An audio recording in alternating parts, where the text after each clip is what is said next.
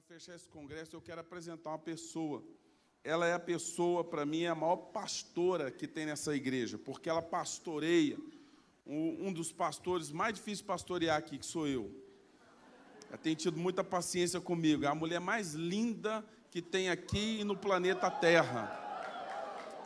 Eu amo essa mulher. Irmãos, eu sou um cara assim, muito apaixonado com essa mulher. Eu casei muito bem, gente. Deus me ajudou a acertar. Foi Deus que... Eu sei que foi Deus que fez a obra. Foi Deus que fez ela me ver assim... Eu não terminei ainda, não. Eu amo essa morena. Gente, vamos aplaudir Jesus pela vida da apóstola Adriana. Deus tem dado à apóstola Adriana dom da sabedoria. Eu quero receber toda a bênção da parte de Deus através da vida dela, louvando a Deus pela sua vida. Viu, meu amor? Te amo. Shalom.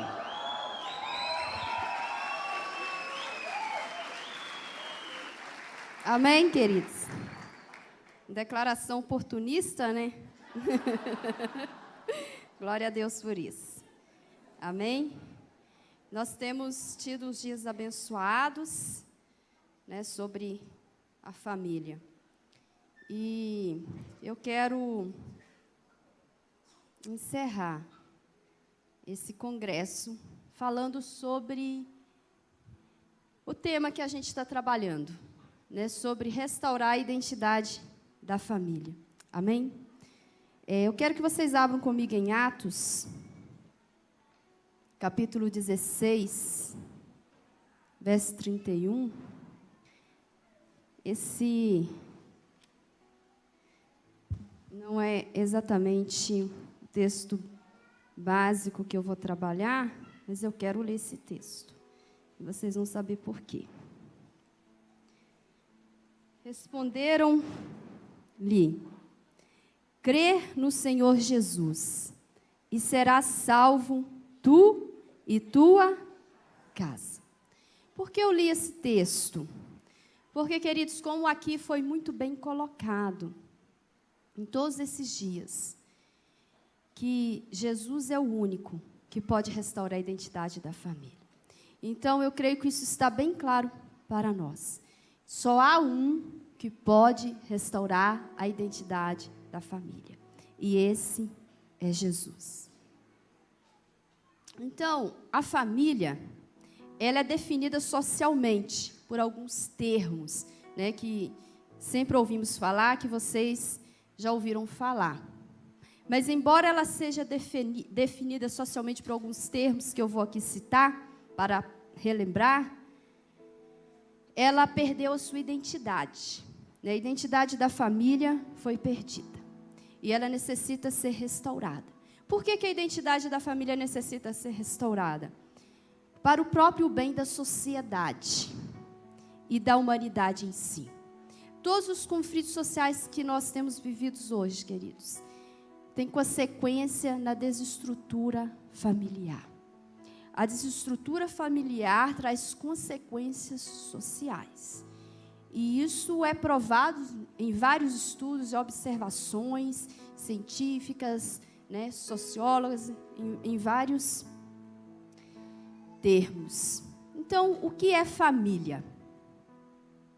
Família é um grupo social primário, veja bem, que influencia e é influenciado por outras pessoas e instituições. Então, veja, a família, ela pode tanto ser influenciada, como ela pode influenciar. Tanto pessoas como instituições, eu diria aqui também sociedades e tudo mais. Então, família é formado por pessoas ou um grupo de pessoas domésticas ligados por uma descendência, a partir de um ancestral comum, através do matrimônio ou da adoção também, quando a família adota um filho. Então, a família tradicional, ela é assim considerada, formada pelo pai, pela mãe, unidos por matrimônio com um ou mais filhos. Essa seria a família nuclear ou elementar. E essa família também pode ser considerada família extensa, quando essa família tem os avós morando junto, né? Muitas famílias têm aí os avós morando junto. Existem também diferentes tipos de estruturas considerados família pela sociedade, por assim dizerem, né? Eles dizem.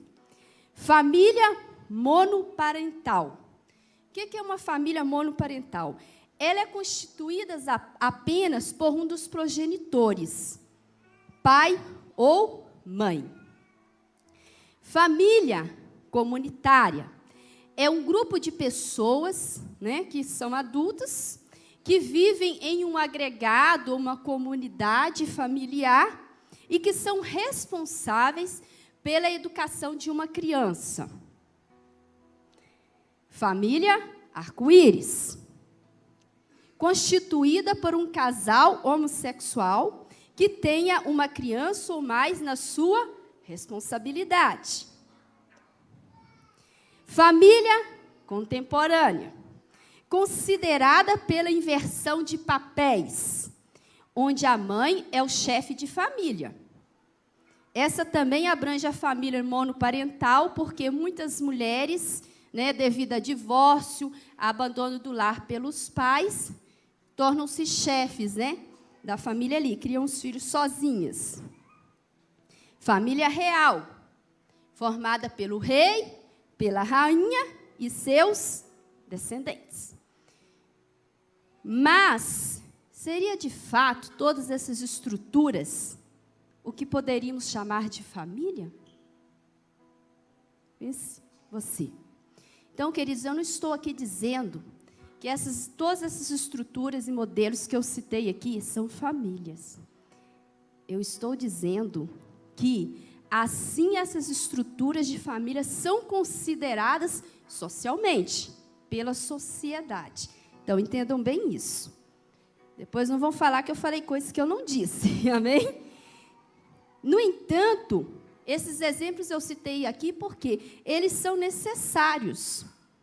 Primeiro, para sabermos o que consideram família.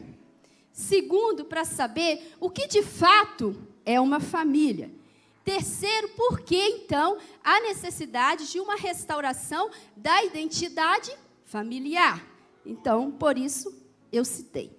Então, como nós podemos ver, há o quê? Há famílias, a família e família. Né? A família e famílias. Nós, então, propusemos trabalhar nesses dias a restauração da identidade, né, da família. E, ao meu ver, nós estamos muito fora, queridos, do que seria uma identidade familiar. Nós perdemos isso. Mas, como eu falei aqui no início, e muitos aqui falaram esses dias, essa identidade só pode ser restaurada em Jesus. Por quê? Porque Jesus, ele é o centro. Ele é o núcleo da família. Sem ele, jamais poderá ser restaurada essa identidade. Isso eu quero que vocês gravem bem. Sem Jesus, jamais poderá isso acontecer. Então, para que uma família tenha sua identidade restaurada, essencialmente, ela precisa o quê? Ter Jesus dentro dos lares. Mas não apenas ter Jesus dentro do lar. Ter Jesus morando no coração de cada membro da família. E isso pode começar comigo, pode começar com você, que deixou Jesus entrar no seu coração. Mas eu sei, queridos, que muitos que aqui estão podem dizer assim, mas eu já tenho Jesus. A minha família é cristã, todo mundo na minha casa, né, é convertido, serve a Jesus. No entanto, o meu casamento está à beira do abismo. Meu casamento está acabando. Os meus filhos são rebeldes. Eu não tenho paz na minha casa. Os papéis estão invertidos. Então, por que disso, queridos? É triste ter que dizer isso, né? Mas, infelizmente, essa é a história de muitas famílias cristãs. E eu sei que também esse é o motivo, porque muitos de vocês estão aqui. Porque vocês querem sair dessa situação. Amém? Vocês querem a família de vocês nos padrões divinos. E eu sei que é por isso que muitos de vocês estão aqui, participando também deste congresso. Para aprender como ter verdadeiramente uma família cristã. Como restaurar essa identidade da família. Só, queridos, que nós esquecemos uma coisa. Nós recebemos Jesus, nós temos Jesus, mas há princípios aqui, nessa palavra, que precisam ser obedecidos, que precisam ser seguidos. Então, esses princípios que aqui estão, é que vai reestruturar a nossa família.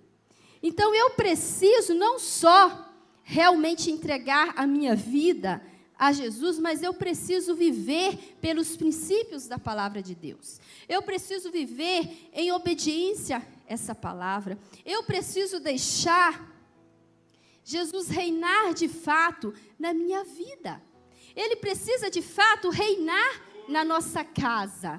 Ele precisa de fato estar no nosso coração. E precisamos obedecê-lo.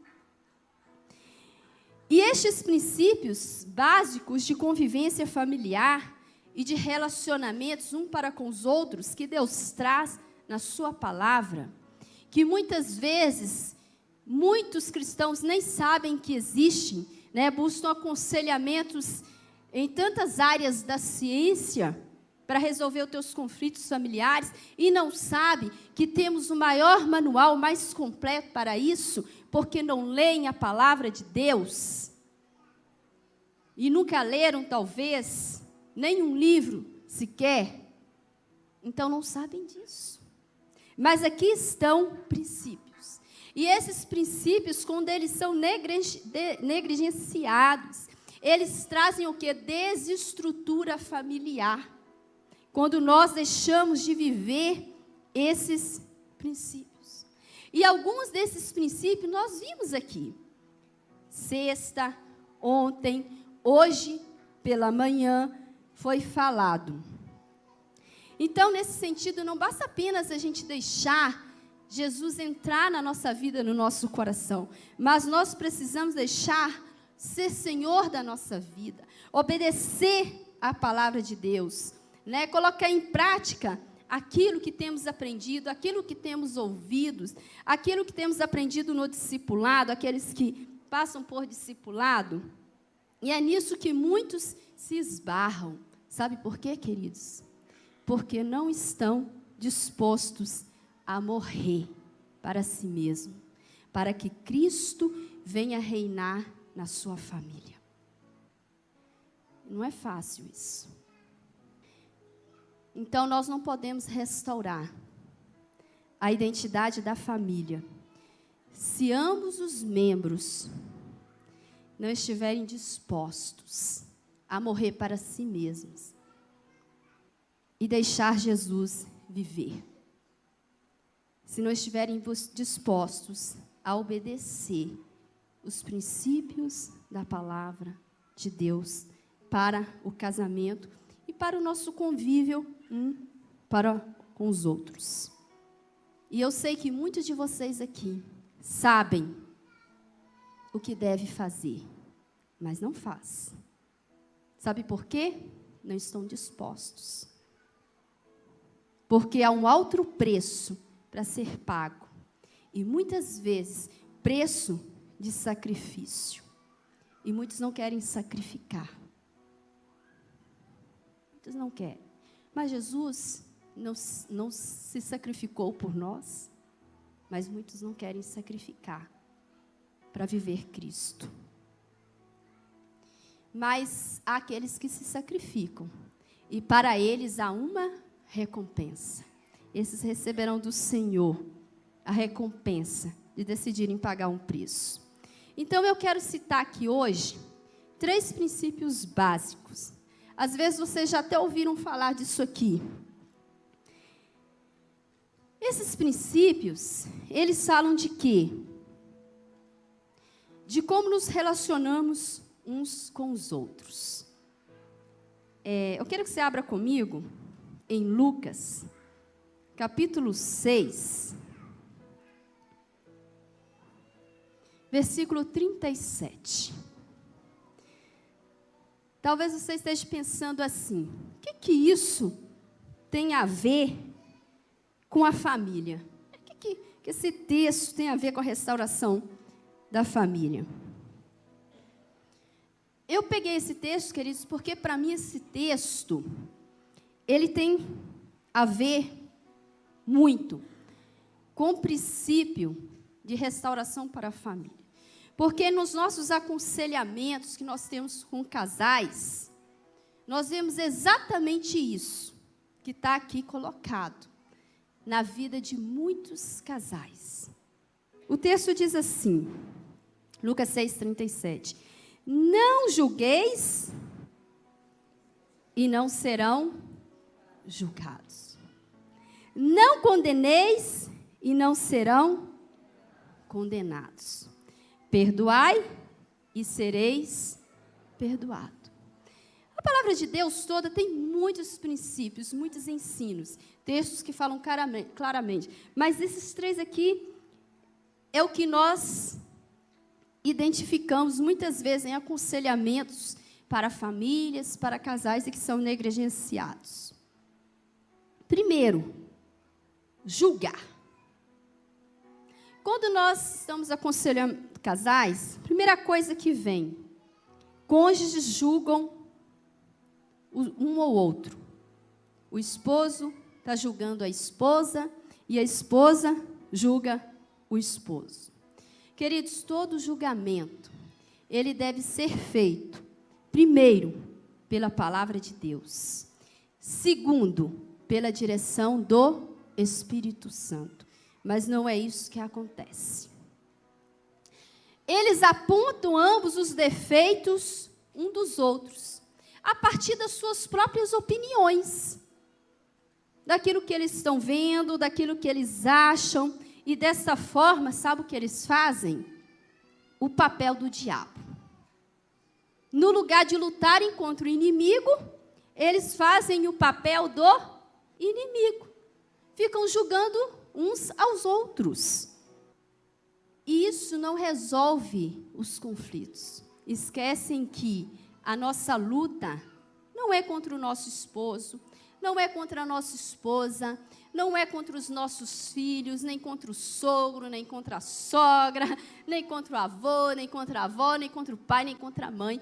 É contra os principados e potestades, contra o diabo. Mas não, eles não lutam contra, eles não se unem para lutar contra o diabo. O diabo nem precisa fazer nada para destruir certas famílias, certos lares. Eles mesmos vão lá e fazem o que o diabo deveria fazer. Eles fazem o papel do diabo. Então, o julgamento, queridos, ele é muito perigoso. Por que o julgamento é perigoso? Porque quando nós julgamos, nós nos sentimos superiores. Quando a esposa julga o esposo, ela se sente superior a ele. Ela acha que ela é melhor. Quando o esposo julga a esposa, ele se sente superior a ela. Ele se acha que é melhor. O julgamento é perigoso porque nós olhamos para as aparências. Então, a esposa imagina algo do esposo. Ele está fazendo isso. E o esposo, a mesma coisa. Essa mulher é desse jeito, vai que ela está me traindo. Não sabe nem se é verdade, mas está julgando pela aparência, né? Então, nós temos as nossas próprias opiniões. Nós não buscamos a opinião de Deus. Nós não buscamos a opinião de um conselheiro espiritual, mas nós buscamos as nossas próprias opiniões. E nós catalogamos as pessoas por aquilo que pensamos que ela é. Não por aquilo de fato que ela é, mas por aquilo que nós achamos que ela possa ser. Então, o julgamento é perigoso. E qual que é a causa do julgamento? Muitas vezes, a causa do julgamento é ciúmes, orgulho, insegurança e imaturidade. temos convivido muito com isso aqui. Imaturidade nos casamentos. Principalmente nos casaizinhos novos de hoje, que estão adentrando para o casamento imaturos. Às vezes a gente tem a impressão que está lidando com 2 bebezões, porque são imaturos. E isso traz consequências para o casamento. Que consequências traz? Traz conflitos dentro do casamento, traz discórdias dentro do casamento, brigas, falta de amor e misericórdia, intolerância para com as fraquezas do cônjuge, isolamento. Então, veja essas 2 coisas aqui. Conflitos, discórdias, falta de amor e misericórdia. Gente, hoje tem aumentado muito, queridos, dentro do casamento, infelizmente, adultério dentro das famílias, até mesmo dentro da igreja. E as pessoas não estão exercendo amor, nem misericórdia para com aqueles que têm caído em adultério. Não têm usado disso. Imaturidade. Intolerância para com as fraquezas do cônjuge. Isso aqui também vemos muito dentro das famílias cristãs. Alguém que tem uma vida, lógico que consegue, viver uma vida mais, digamos assim, mais santificada na presença de Deus, Talvez esse tem mais facilidade de deixar Deus agir na vida dele, ele não tem paciência com o seu cônjuge. O seu cônjuge comete um erro, ele acusa.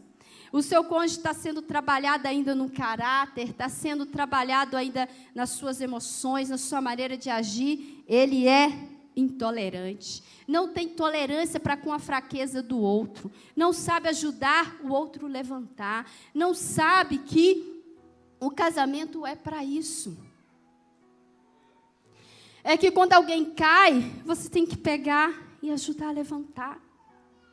Aí se a pessoa comete o mesmo erro, mais uma vez, ou 3 que seja, vem a condenação intolerante. Mas você não muda mesmo.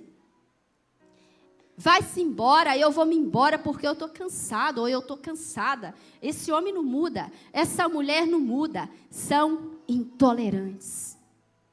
Por causa do julgamento. O julgamento, ele traz também isolamento. Quando se isola, fala, já que não tem jeito mesmo, eu vou me isolar.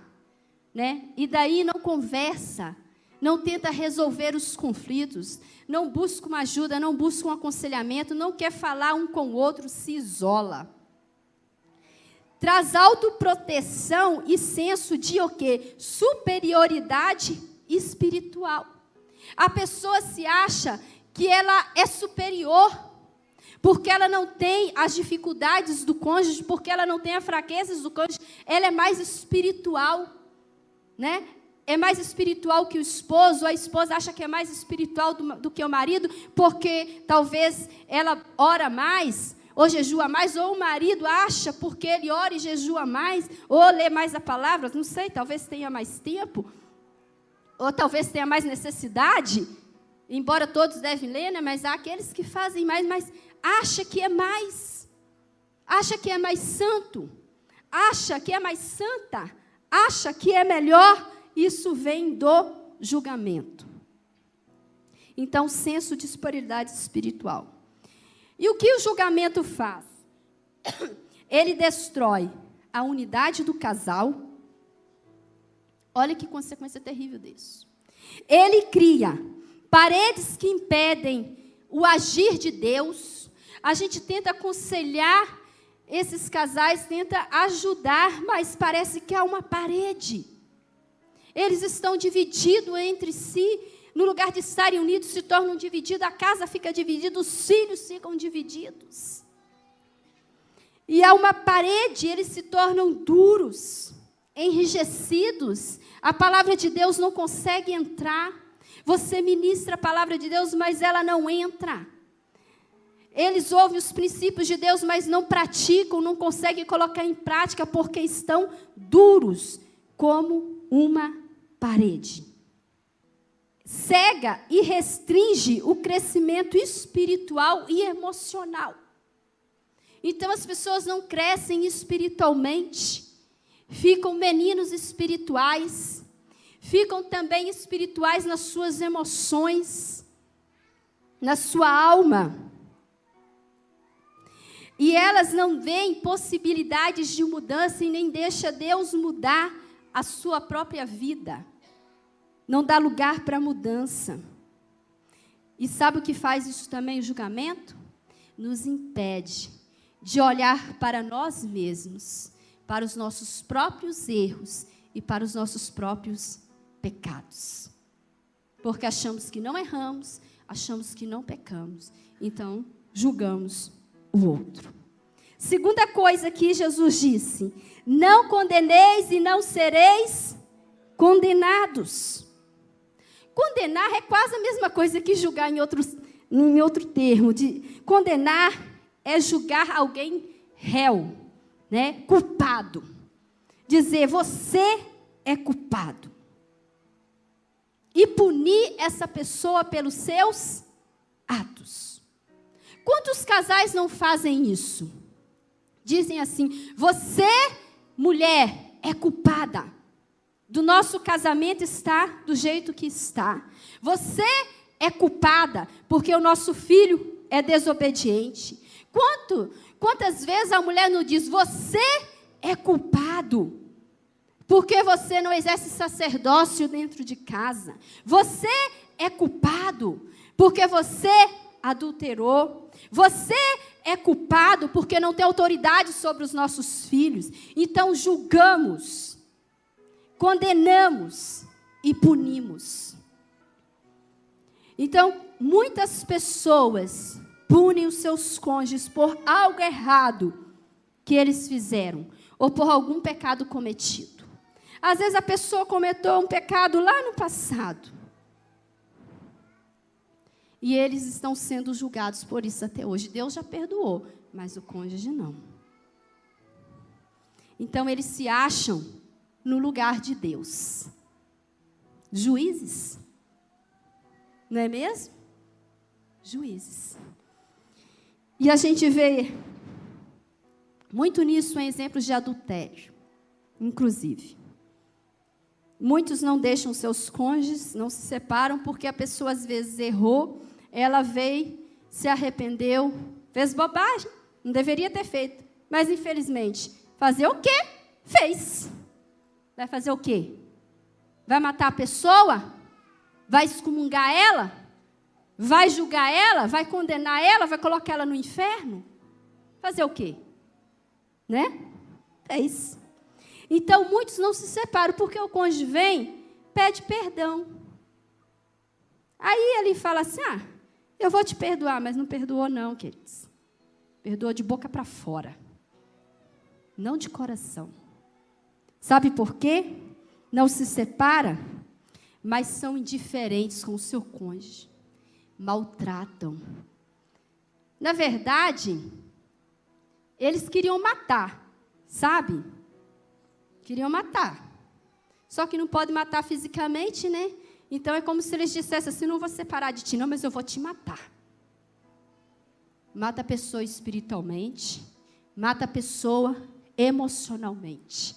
E acham que são juízes. E acham que isso não é pecado. E acham que são santos, mas são hipócritas. Pior do que quem pecou. Porque são vingativos. Maltratam o seu cônjuge. E eu quero dizer uma coisa para vocês hoje, queridos. Nenhum casamento pode sobreviver a isto.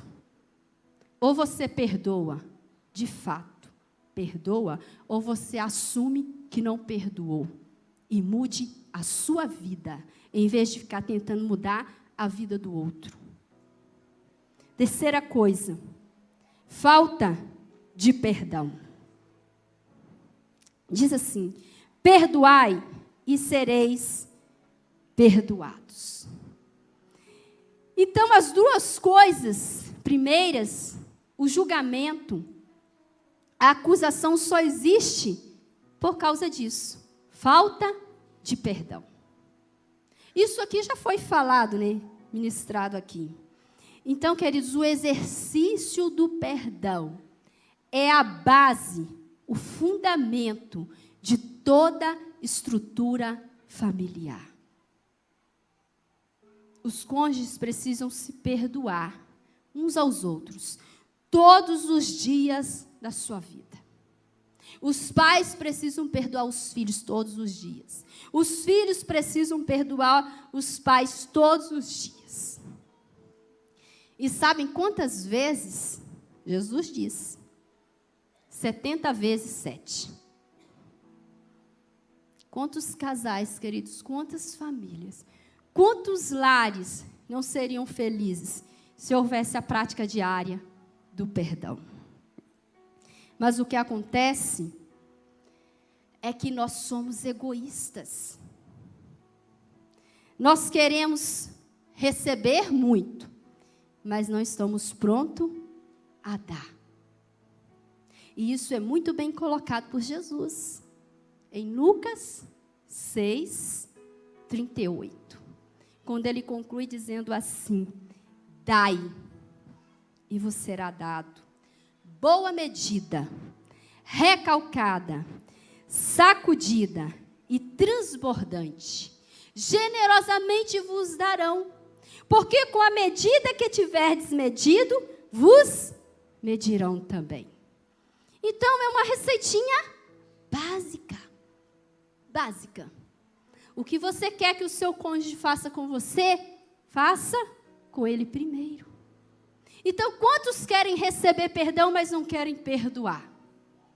Eu já vi caso de marido que adulterou, traiu a esposa. Passaram-se os anos, a esposa traiu ele não quis perdoar, mas ele não gostou de ser perdoado? E por que ele não quer perdoar? Então, quer receber, mas não quer dar. Mas Jesus disse: dá e vos será dado. Então, não se engane não, querido. Você recebe aquilo que você dá. Então, se você não está recebendo bem, pense bem naquilo que você está dando.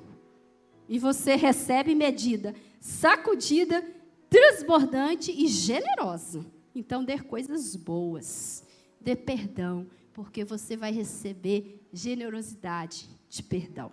Amém? Mas isso só é possível se Jesus estiver na família. Porque quem pode transformar o ser humano e fazer com que possamos dar dessa forma, viver dessa forma, é só Jesus na nossa vida. Amém? Mas o que seria, então, família? Quero voltar nisso aqui, porque eu dei uns conceitos aqui, né? Uns exemplos, uns conceitos aí de família no início. O que seria, então, família? Nós vimos aqui 3 coisinhas básicas. A Bíblia tem muitos outros princípios, inúmeros, né? Quase que 100%, né? Tudo. De como devemos nos relacionar uns com os outros e entre família para vivermos um céu aqui na terra. Amém? Então, existem muitos outros, mas esses aqui eu creio que são um início. Princípios básicos, elementares, essenciais, para começarmos a mudar e restaurar a identidade da nossa família. Então, o que seria a família? Eu quero passar com vocês um olhar pela Bíblia, rapidamente, sobre alguns exemplos de famílias que trouxeram bênçãos para as nações da terra e que trouxeram bênção para outras famílias. Queridos, essas famílias, elas não eram perfeitas, mas elas foram tremendamente usadas por Deus para cumprir os seus propósitos. Então, nós vamos ver alguns exemplos aqui, para entendermos, então, o que é família e o que seria uma identidade familiar. Porque numa identidade só minha, não é uma identidade só sua, ou só do seu cônjuge, ou só do seu filho. É uma identidade familiar. Então, o que é essa identidade familiar? Nós vamos começar pela primeira família instituída por Deus. Está em Gênesis, capítulo 1, versículo 28.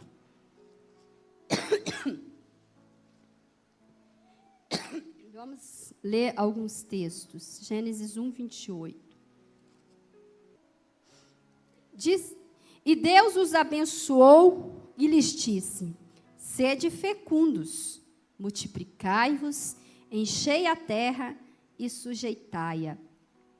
Dominai sobre os peixes do mar, sobre as aves dos céus e sobre todo animal que rasteja pela terra. Então, queridos, família é lugar de crescimento e multiplicação. Porque Deus diz: crescei e multiplicai-vos. Então, família é isso. É um lugar em que Deus te colocou para crescer e para se multiplicar. Isso é família. Vamos ler também Gênesis capítulo 7, versículos 6 e 7. Então se arrependeu, capítulo 7, versículos 6 e 7. Eu estou lendo errado aqui. Capítulo 7, versículo 6. Tinha Noé 600 anos de idade, quando as águas do dilúvio inundaram a terra. Por causa das águas do dilúvio, entrou Noé na arca, ele com seus filhos, sua mulher e as mulheres de seus filhos. Por causa da família de Noé, queridos, a humanidade foi preservada, não foi extinta. Então, família é lugar de preservação da humanidade. Por isso, não pode ser qualquer modelo de família. Tem que ser um modelo que preserve a humanidade. Gênesis 12, 1. Ora, disse o Senhor a Abrão: sai da tua terra, da tua parentela, da casa de teu pai, e vai para a terra que te mostrarei. Farei de ti uma grande nação, te abençoarei, te engrandecerei o nome, sê tu uma bênção. Abençoarei os que te abençoarem, amaldiçoarei os que te amaldiçoarem, e em ti serão benditas todas as famílias da terra. Então, família é lugar de bênção para outras famílias. Na família de Abraão, todas as famílias da terra foram abençoadas, porque por causa da descendência de Abraão, nós recebemos o Messias, Jesus. E em Jesus, todas as pessoas, famílias da terra, são abençoadas. Por causa do descendente de Abraão. Por causa da família de Abraão. Então, família, lugar de bênção para as nações, para as gerações futuras.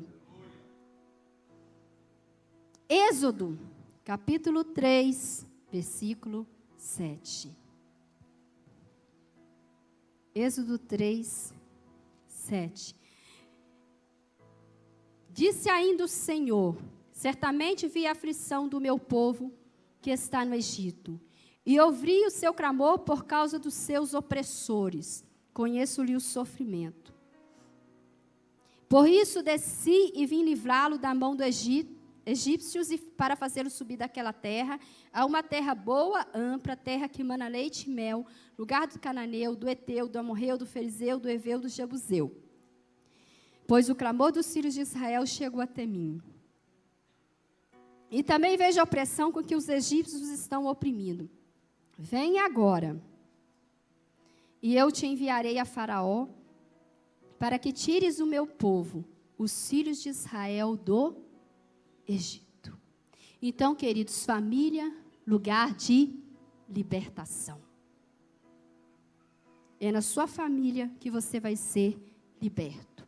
Então, por causa da família de Arão, e Joquebede nasceu Moisés. E por essa família, todo aquele povo foi abençoado, foi liberto da escravidão, por causa de uma família. Então, família é lugar de libertação. Ruth, capítulo 4, versículo 13. Ruth 4, 13. Assim tomou Boaz a Ruth, e ela passou a ser sua mulher.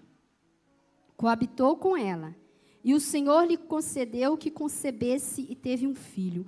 Então as mulheres disseram a Noemi: seja o Senhor bendito, que não deixou hoje de te dar um neto, que será teu resgatador, e será afamado em Israel o nome deste. Ele será restaurador da tua vida e consolador da tua velhice, pois a tua nora que te ama o deu à luz, e ela é melhor do que 7 filhos.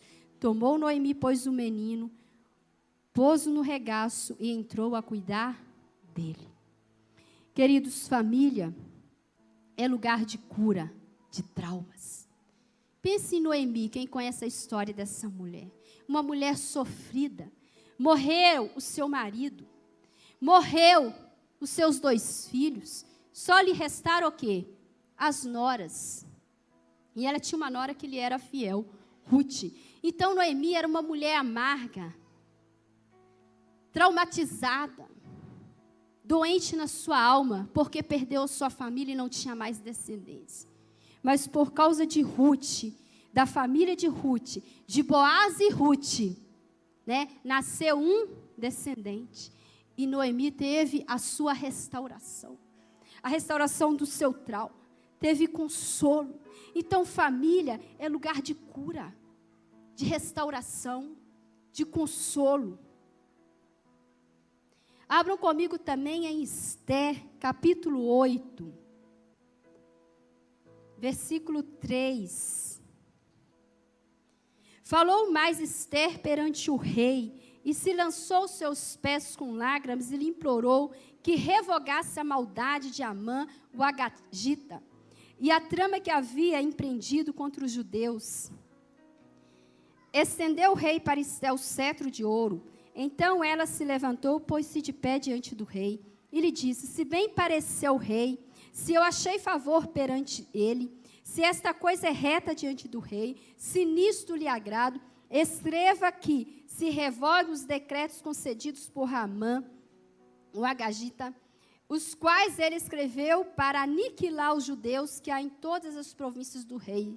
Pois como poderei ver o mal que sobrevirá ao meu povo? Como poderei ver a destruição da minha família? Então disse o rei Assuero, à rainha Esther e ao judeu Mordecai: eis que dei a Esther a casa de Amã, e eles penduraram na forca, portanto intentaram matar os judeus.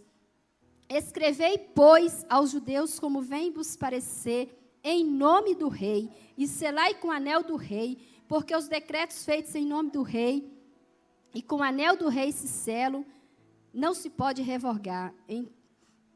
Então foram chamados sem detenção os secretários do rei aos 23 dias do mês de Sivan, que é o 3º mês. E segundo tudo quanto ordenou Mordecai, se escreveu um edito para os judeus, para os sátrapas, para os governadores, para os príncipes das províncias, que estendem da Índia à Etiópia, sendo 127 províncias. A cada um do seu próprio modo escreveu, a cada povo na sua própria língua, e também aos judeus segundo o seu próprio modo de escrever e a sua própria língua. E escreveu-se em nome do rei Assuero, e se selou com o anel do rei. As cartas foram enviadas por intermédio do correio, montados em ginetes criados na codelaria do rei. Nela, o rei concedeu aos judeus de cada cidade que se reunisse e se dispusesse para defender a sua vida. Então, queridos, família é lugar de livramento e mudanças de decretos. Por causa da família de Esther e do rei Assuero, ela era rainha, né, esposa do rei, foi mudado um decreto que estava sobre os judeus e houve livramento para aquele povo. Houve preservação de um povo. Lucas 2, versículo 8. Nós estamos dando uma voltinha, né, na Bíblia, mas logo já terminamos, tá? Lucas 2, 8.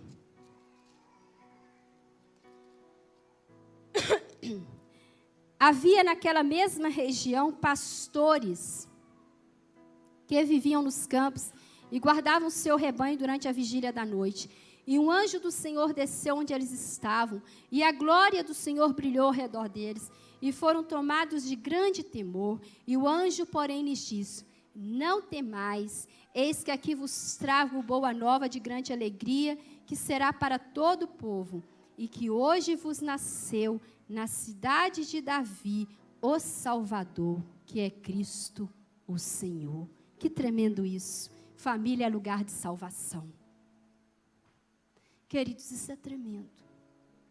Família é lugar de salvação. Pela família de José e Maria, Deus nos enviou Jesus, salvação para todo aquele que nele crê. Atos 10, versículo 24. Atos 10, versículo 24 e 27. No dia imediato, entrou em Cesareia. Cornélio estava esperando por eles, tendo reunido seus parentes e amigos íntimos. Aconteceu que, indo Pedro a entrar, lhe saiu ao Cornélio ao encontro e, prostrando-lhes o pé, e o adorou. Mas Pedro levantou, dizendo: ergue-te, que eu também sou homem. Falando com ele, entrou, encontrando muitos reunidos ali. Então Pedro foi visitar Cornélio em sua casa. E no versículo também de 10, 44, diz assim: ainda Pedro falar dessas coisas, quando caiu o Espírito Santo sobre todos os que ouviam a palavra de Deus. Então, queridos, família é lugar de manifestação do Espírito Santo, lugar de manifestação do poder de Deus. Na casa de Cornélio, juntamente com a família de Cornélio, muitas pessoas ouviram o Evangelho pela primeira vez e foram cheios do Espírito Santo. Então, nós poderíamos aqui citar muitos outros exemplos de famílias e o que Deus fez através dessas famílias.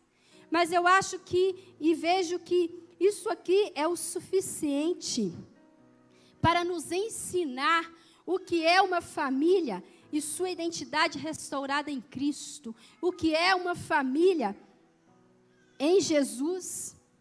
Como aqui eu falei no início, existem muitos conceitos a respeito do que se é família.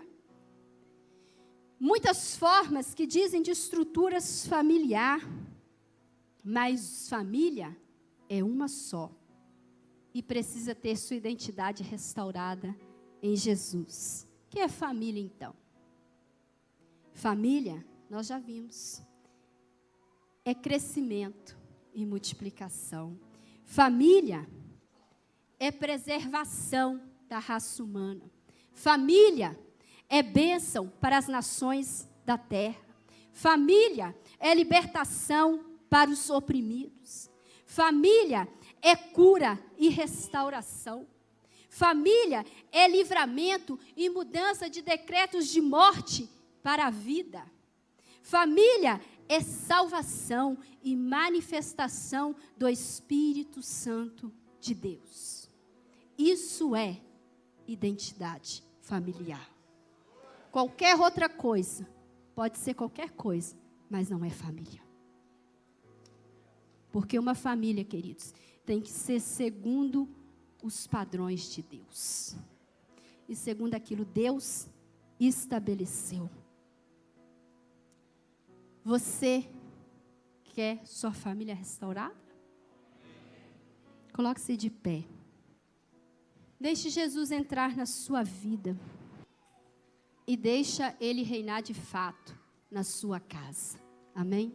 Eu creio que nós estamos aqui, a maioria já perto aí, né, dos nossos familiares. Então, nós vamos orar em família nessa noite. Você já está perto da sua família aí? Aproxima mais um pouquinho aí. Nós vamos estar orando em família. E você que está aqui só, não tem ninguém da minha família aqui, não tem ninguém mesmo, né? Então, você se ajunte com alguém aí do teu lado, que você também vai orar pela tua família. Porque uma coisa é certa, todo mundo pertence a uma família. Não existe ninguém sem família, amém? Pode até te dizer, fulano não tem família. Não tem família porque, de repente, né, pode ser que o pai e a mãe morreu, mas tem avó, tem tio, né, tem primo, então ele tem família. Pode ser que se decidiu morar na rua, deixou a família e disse que não tem família, mas tem família. Entende? Então, porque pela família que nós nascemos. Para nascer precisa de quê? De uma família, de um pai e de uma mãe. Então, todo mundo tem família. Então, nós vamos orar pela nossa família.